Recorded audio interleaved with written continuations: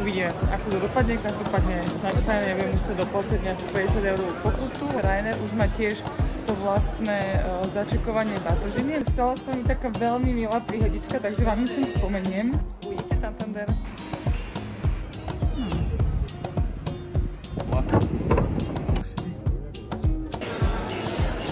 Práve začína moja cesta do Španielska.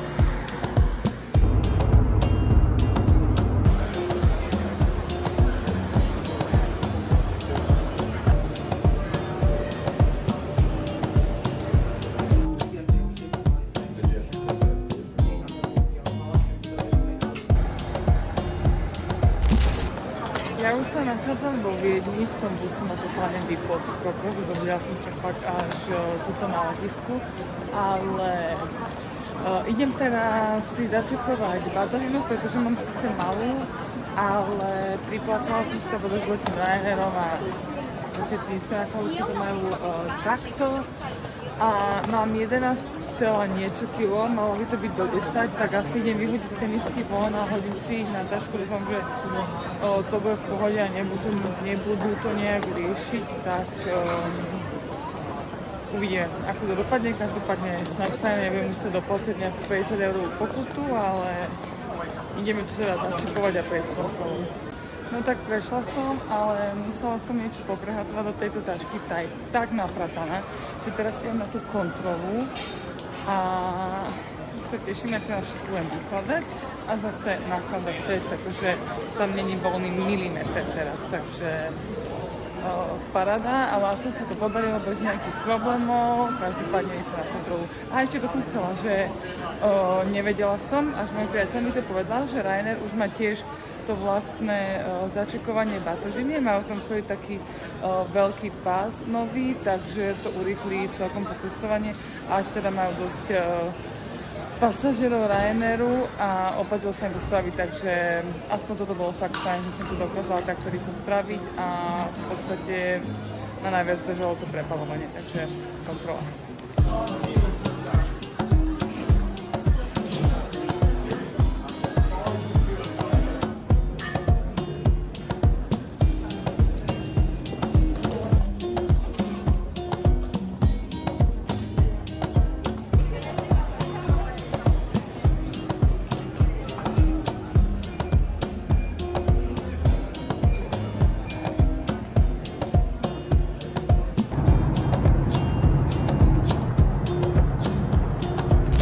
Ja som dorazila už do Španielska, dúfam, že ma počuť, let bol v pohodičke, ja som ho takmer celý prespala, takže to celkom rýchlo ubehlo, až posledná pohodinka bola taká dlhšia, ale myslím si, že fajn, aj sme došli nejakých 20 minút alebo až pol hodiny skôr, takže mega a je tu celkom počasíčko, takže sa teším, myslím si, že začína dobre tento mesačný kritik.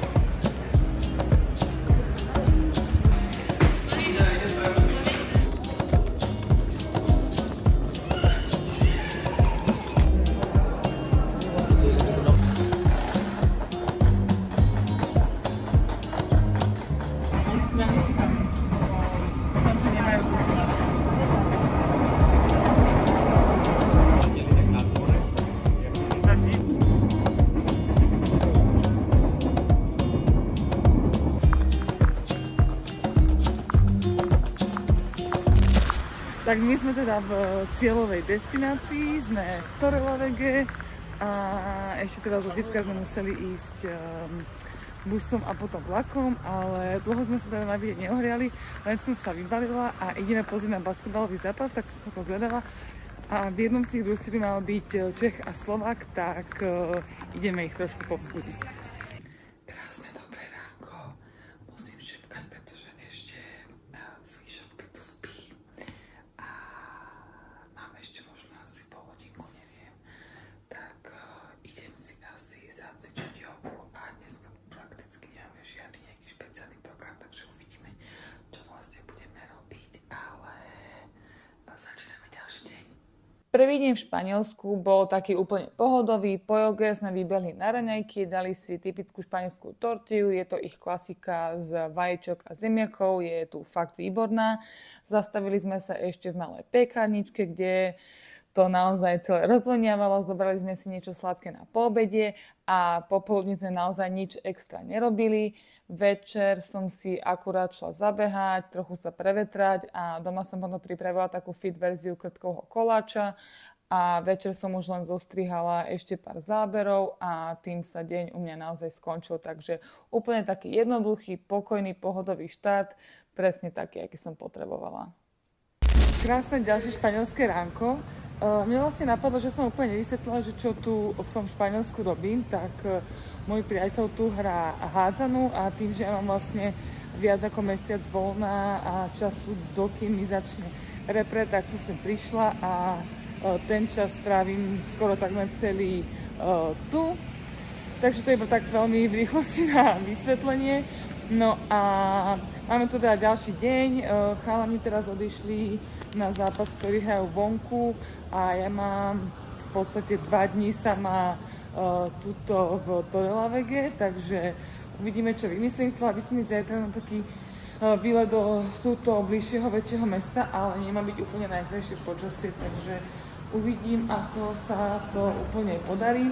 Každopádne dneska ráno som sa naraňajkovala, skúšala som takú fit verziu krtkového dortu, ale je proste cítiť, že to je fit koláčik, takže každopádne aspoň to boli nejaké také fajn raňajky a nefunguje nám nabite Wi-Fi, takže ma to vyhnalo do fitka takto ráno. Mala som to v pláne urobiť po obede, ale aspoň to už budem mať za sebou. Takže toto, idem teraz na kafe a smerujem do toho fitka, takže taký rýchly apetit.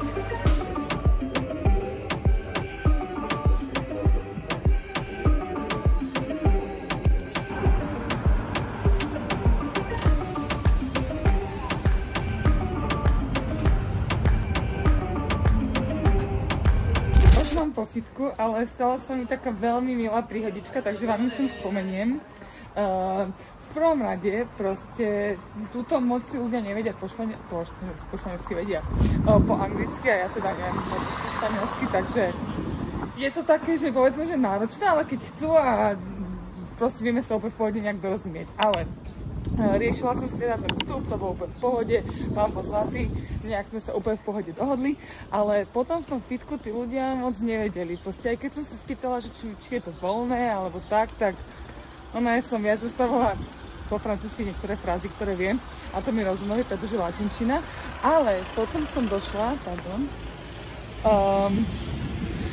potom som došla do šatne a išla som sa osprchovať a keď som sa vrátila, tak pri mojej skrinke už stála pani, taká staršia babička, povedzme, a ona sa mi prihovorila a prihovorila sa samozrejme po španielsky a ja teda neviem po španielsky a ona na mňa spustila angličtinu, respektíve, že sorry, že ja moc neviem po anglicky a úplne v pohode, akože dobre, bol tam počuť prízvuk a tak, že ale totálna pohodička. A tak som mi prihovorila potom, že nevie úplne veľmi dobre po anglicky, ale že jej dcéra žije v San Francisku a jej muž je Američan. Spýtala som, že odkiaľ som ja, čiže taká milá, fakt milá konverzácia. A potom, keď som odchádzala, respektíve som sa ešte bavila, ona, že have a great day. Že akože to mala naučené, ale fakt bola milunka, zlatunka.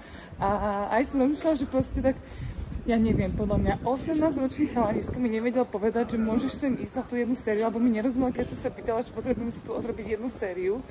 A ona so mnou vedela takto konverzovať, takže neviem, prišlo mi to na také zamyslenie, že fakt v dnešnom svete, aby mi nevedel povedať jednu jednoduchú vetu, ale akože dobre. Každopádne, tá s babičkou bolo veľmi, veľmi milé a áno, mi to zlepšilo deň, tak som sa chcela podeliť.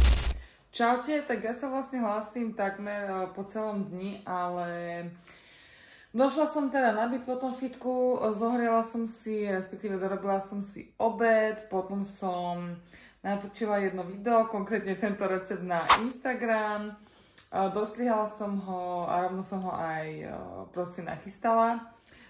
Potom som šla von, trochu som si čítala, dala som si kafe a bola som sa tu poprechádzať, pretože vonku bolo nádherné počasie a chcela som vám aj natočiť zopár záberov z toho mesta, ako som sa poprechádzala, ale mala som plnú pamäť a zavodala som si disk, ako som sa poprechádzala tie už natočené videá, takže ospravedlňujem sa, dotočím zajtra a určite vám to sa nejak dám. A idem si teraz pozrieť Rúžu pre nevestu, zjesť si túto večeru a potom začnem strihať video na YouTube, jedno, ktoré by som chcela, aby čoskoro vyšlo. Takže tak, taký rýchly updateík. Idem jesť, pozrieť, strihať a uvidím, kedy sa znova hlasím. Máme tu ďalší deň v Španielsku a rozhodli sme sa, dneska je teda nedeľa, takže ja tu má voľno, dneska okolo 2 ráno pricestovali, ale rozhodli sme sa, že pôjdeme sa nájsť do Santanderu, je krásne počasie, akurát sme pozreli zle, že otvárajú až o 8 večer, takže niekde sa budeme musieť pomotať, asi pôjdeme na kavičku alebo čo, ale máme taký voľný deň, do obeda sme toho nič moc extra neporobili. Ja som robila nejaké videjko, priaku prá a tak, čiže sme len oddychovali a teraz sa ideme trošku prejsť, pozrieť niečo a je taký trošku aktívnejší, takže uvidíte Santander. Santander je od nášho mesta asi 20 minút autom a vlakom to trvá niečo cez pol hodinku, ale je to úplný ideál na takýto krátky výlet. My sme sa tam vybrali teda cez deň a mali sme ešte dosť času, kým na večer otvorili tú reštauráciu, do ktorej sme chceli ísť. A tak sme si povedali, že si najprv dáme niečo malé pod zub a potom sa pôjdeme trochu poprechádzať do mesta. Ja som si dala klasiku, španielskú tortillu, Jakub si zobral sendvič a ku káve sme si ešte dali cinnamon roll a potom sme sa už konečne vybrali do mesta. Počasie nám teda úplne vyšlo, takže aj celá tá atmosféra bola veľmi príjemná. A Santander je vlastne hlavné mesto Kantabrie, čo je región na úplnom severe Španielska, hneď pri mori. A zo stanice sme boli celkom rýchlo pri pobreží, kde sa nachádza aj galéria. Je to veľmi zaujímavá moderná budova priamo pri vode. Dá sa tam výjsť aj na takú menšiu výhliadku, odkiaľ je krásny výhľad na okolie, more a aj mesto. Čo je na Santanderi fakt krásne, je to, ako spája more a hory na jednom mieste. Celé mesto je obklopené zelenými kopcami, takže kamkoľvek sa pozrieš, máš buď pohľad na vodu alebo na prírodu, či historické budovy mesta. Pri pobreží sa dá krásne prejsť až k mestským plážam s výhľadom na oceán a zároveň na architektúru mesta. Cez cestu nájdeš aj kopec kaviarní a reštaurácií, takže si vieš hocikedy spraviť pauzu. My sme sa zastavili v jednej priamo pri mori a dali sme si vermut. Je to klasický španielský drink, ktorý je tu dosť obľúbený a vermut je vlastne víno, ktoré sa dosladí a ochutí rôznymi bylinkami a korením a podáva sa chladený s ľadom a citrónom, často ako aperitív pred jedlom, ale dá sa piť aj len tak, ako sme to spravili my. Cestou späť sme ešte prešli niekoľkými uličkami mesta a zastavili sme sa na rýchlu iberijskú klasiku, na šunku a červené víno a bola tak dobrá, že som to nestihla natočiť a ešte cestou do tej reštaurácie sme predsa len nakúkli do jednej tržnice a dali sme si ešte pár tapas. Čaute, zdravím vás, editujúca ja. Mne sa v tom momente, ako sme odišli z toho tapas, tak vybila, respektíve minula pamäť v telefóne a nemala som so sebou disk, takže som už ďalej nemohla natáčať, respektíve aj som natáčala. Uložila som si tie videá do konceptu príbehu na Instagrame, ale nevedela som, že je tam nejaký ten časový limit, dokedy to musíte uložiť alebo nejak použiť. Takže mi zmizli tie fotky, vymazali sa mi, respektíve tie videá, takže som vám tú večeru už potom nedokázala nejak tak v tom videu sprostredkovať, ale boli sme len nadšení a v ten večer sme už nič viac nerobili. Takže dúfam, že vás toto video bavilo. Ja neviem, nie tie posledné videá, mega ma baví ich editovať, tak dúfam, že vás to baví aj sledovať.